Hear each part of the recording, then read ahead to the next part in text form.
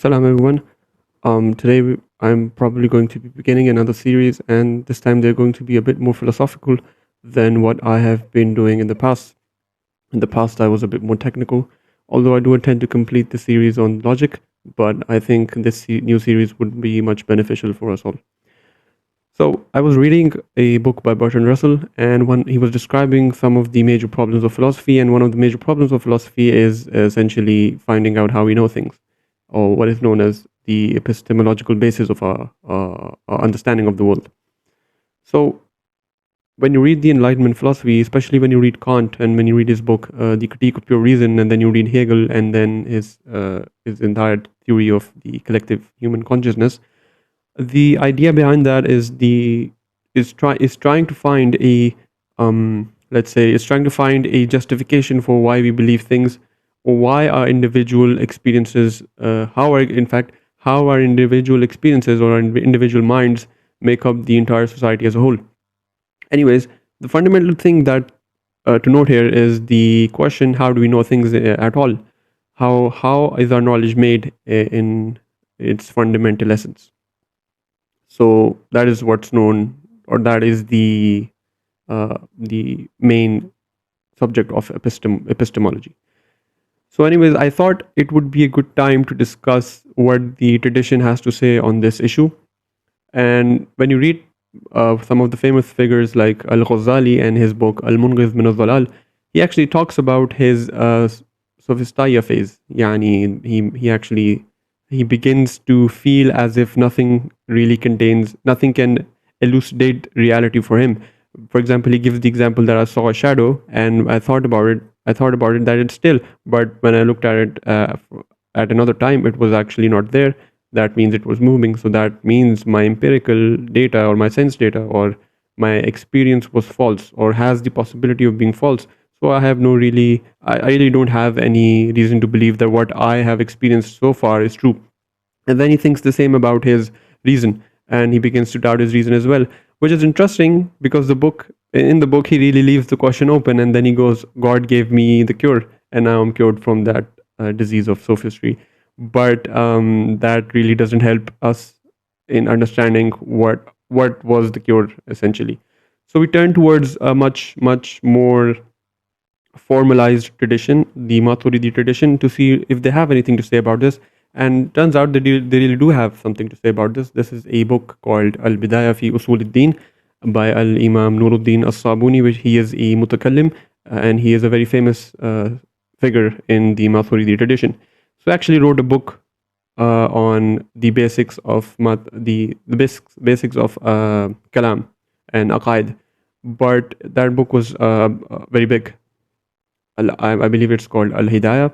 So someone asked him to summarize that book for someone like the person who's requesting it, because they aren't able to spend so much time in reading all that. So he wrote Al-Kifaya Fi Usul from that book, which is essentially a summary of that book. So the first chapter is Al-Qawlu Fi Madarik al-Ulum. He actually talks about the sources of knowledge. Madarik al-Ulum means the sources of knowledge. The way you gain knowledge. He actually tries to categorize knowledge in Qadim and Hadith, but that's not the point right now. Actually, it is the point, but that's not what links us with the Western philosophy. I'd rather focus on the main core of the argument, which is his idea that وأسبابه ثلاثة الحواس السليمة والخبر الصادق والنظر العقلي. So what he says, that the way you gain knowledge, and this is really the point where the Islamic tradition separates itself from the Western tradition, is that the Islamic tradition really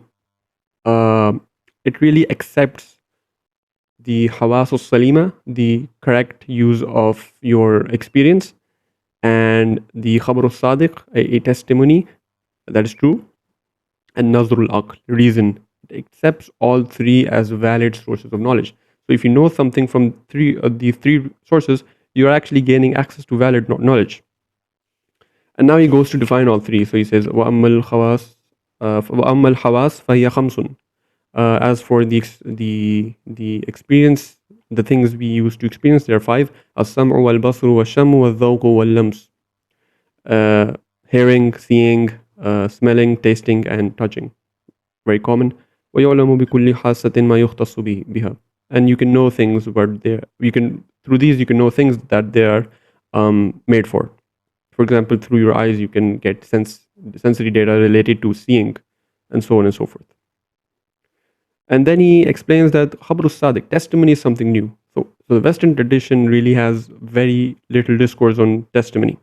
So according to Al-Imam As-Sabuni and probably all of the mutakallimin, if there is something, if different people across different times and space and in different conditions all say the same thing, then that would necessarily mean that what they're saying is true.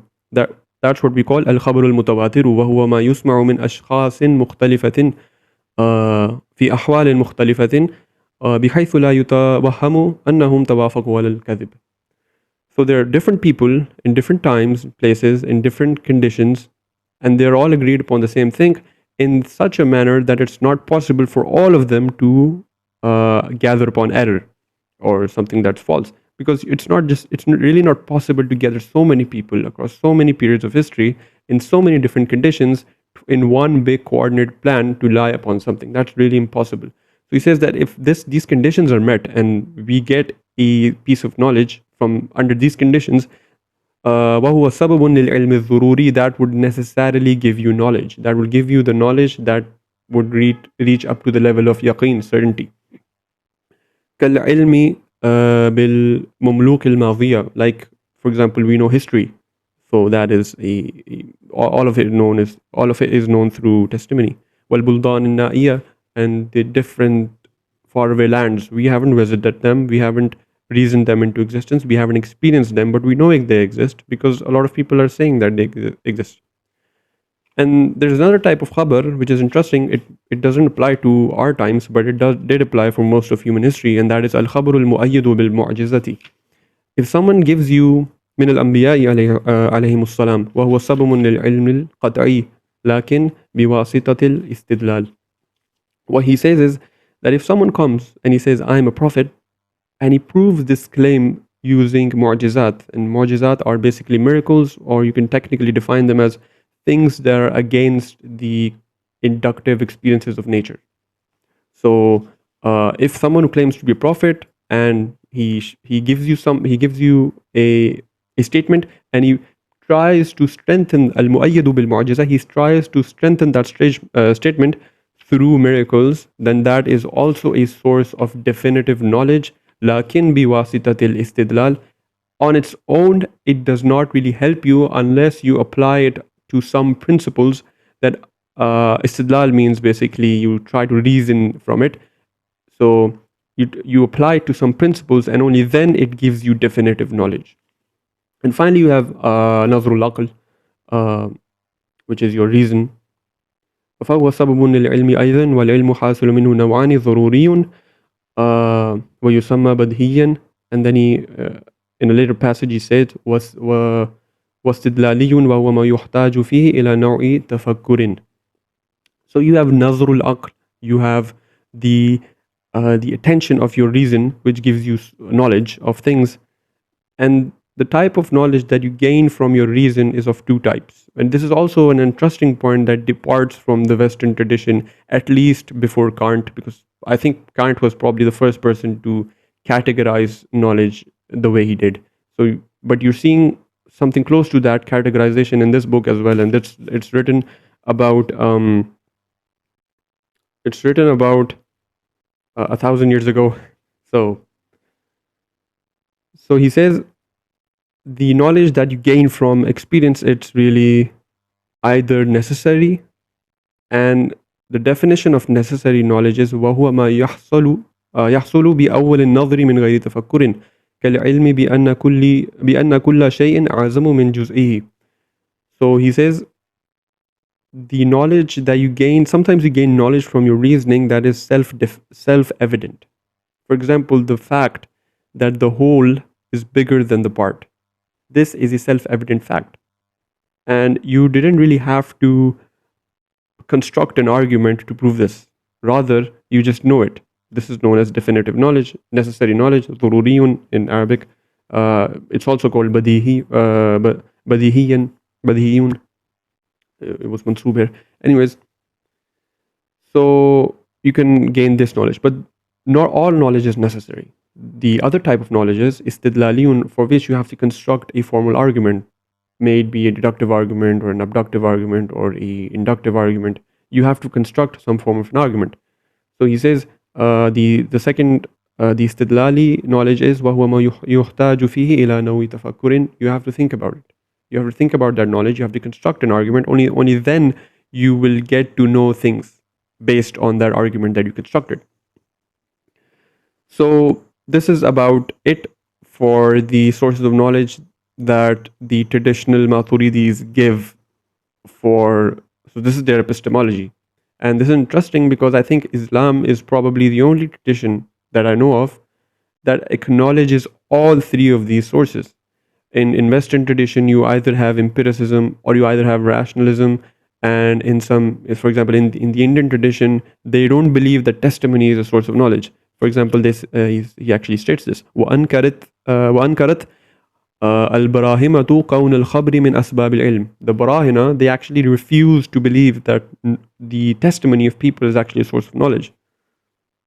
And then you had the sophists, or probably something close to postmodernism. وَأَنْكَرَ ذَلِكَ كُلَّهُ طائفة يقال لهم السوفسطائية فأنكر بعضهم حقائق الأشياء وبعضهم العلم بحقائق الأشياء ولا مناظرة مع هؤلاء إلا بالضرب المؤلم أو الإحراق بالنار ليضطروا إلى الإقرار. So there were people who believed that either things have no reality in and of it themselves, and even if they do, we can't perceive them because all of it's just our perception. We can't perceive the thing in and of itself. So some of them actually didn't believe in a thing in and of itself, but the others, they believed in it, but they thought that you just can't perceive it. Probably something like what something Kant would say. But the Maturidi don't believe in this. They actually have very strong arguments against this position, but that's not the point of this video. And there were other groups, Al-Mulhida wal-Rafida, Al-Mushabbiha, أنكرت الملحدة كون العقل من أسباب العلم. They said the reasoning is not from the sources of knowledge. For example, like what David Hume probably says. And he, in this chapter, he goes on to refute all three of these positions. And then he tries to establish that what we have said is actually the most coherent position to adopt. So I think that would be a good place to end this video because this chapter is a bit long, and if I go into those arguments, you'd probably be bored, and this video would probably be an hour long. So I think we'll leave that for the next time. Assalamu alaikum wa rahmatullah.